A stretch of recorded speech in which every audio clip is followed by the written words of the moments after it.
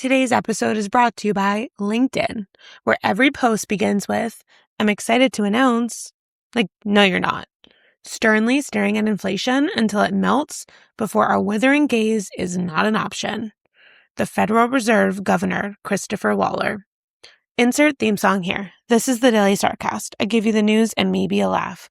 I'm Lindsey Vernick, and today is July 17th, 2026. What's going on? I'm coming to you live today from Ventnor, New Jersey. I am down the shore for a few days.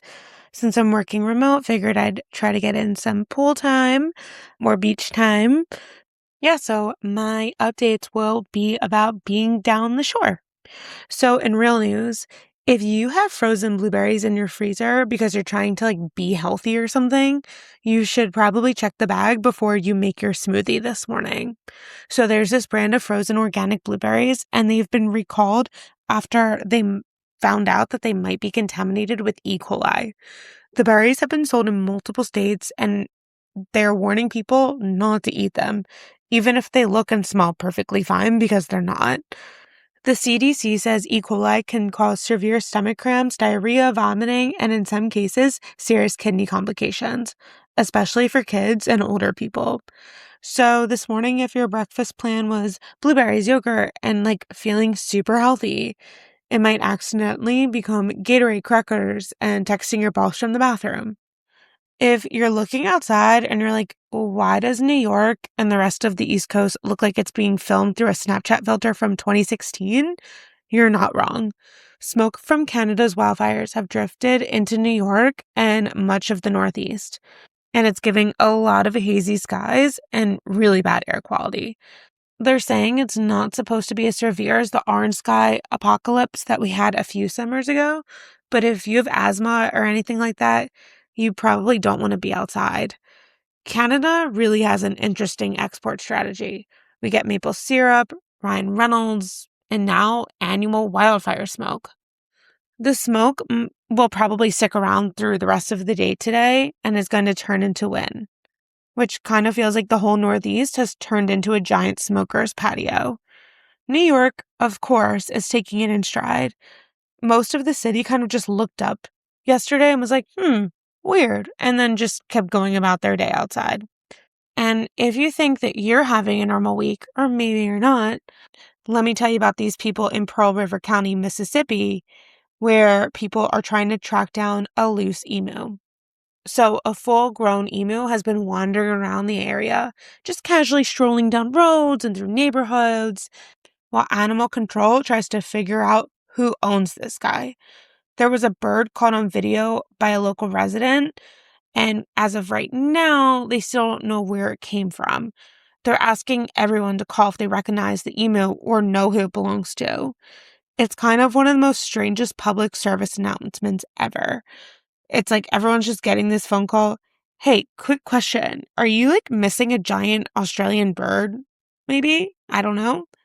But also who wakes up, looks out the window and is like, oh wait, my emu is gone. That's not exactly the kind of pet that you misplace between your couch cushions. But every state has their own kind of animal, right? Florida has their alligators, California has bears, New York has their rats, and Mississippi, I guess, are emus. Hopefully they find the owner of this bird soon, because if not, congrats to the emu. It has successfully become the newest resident of Mississippi. In Lindsey life. So last night I was walking down the street to dinner with my sister and my mom, and this random ass car beeped at us. This guy just beeped at us. And my mom just looked kind of confused, and then she waves at him, and I was like, no, mom. We don't wave at them. And she's like, what do you mean? I was like, Mom, he was catcalling us.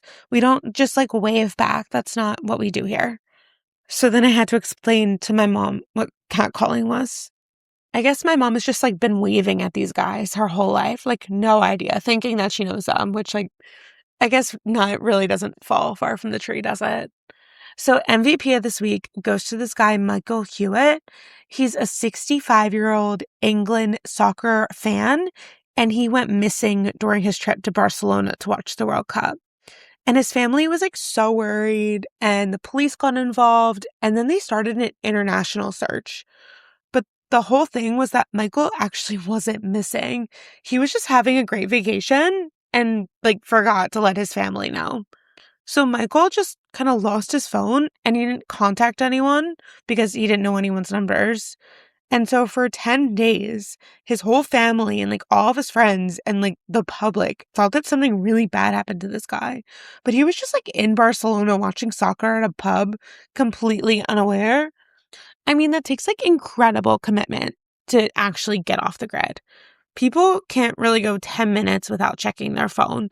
This man disappeared for 10 days and accidentally achieved the dream of every dad.